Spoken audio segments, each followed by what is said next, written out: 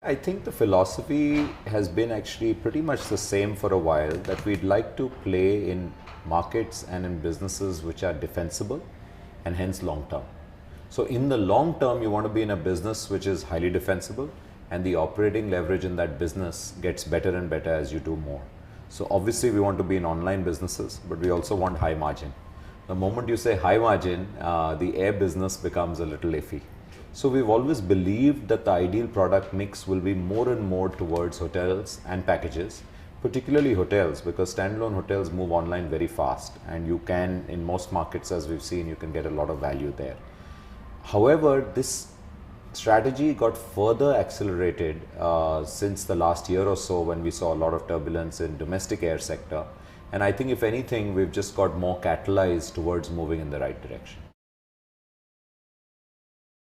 We've rarely gone after a very large acquisition for the sake of just acquiring revenue. That's not been the strategy. So if you look at all three post-IPO acquisitions, whether it was the Singaporean company Luxury Tour and Travel, really being a hotel aggregator and an on-the-ground supplier for tours and packages, we looked at disaggregating the value chain and getting closer to the supplier, which was pretty hard to do in a market like Singapore, which is always short of rooms. So Luxury gave us that ability to get closer to Singapore, and then they also had an office in Malaysia, and we've built on that.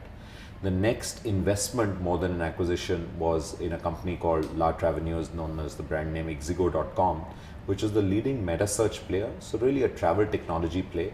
We saw a very good team, very small but compact team of travel technologists, perhaps the best in India. And we thought that we will be able to work with them towards building a tool which will help people in the research and planning process of their travels. I think the big game changer from a company point of view will be the product mix and how fast we can grow our H&P segment, hotel and packages segment. The big game changer from an industry point of view will really be how fast is the rollout of 4G. I'm a fundamental believer that more people in India will actually access the web on a mobile device, be it a mobile phone or a tablet, while on the move, than on a fixed line, on their desk. When that happens will be really a function of how fast 4G gets rolled out.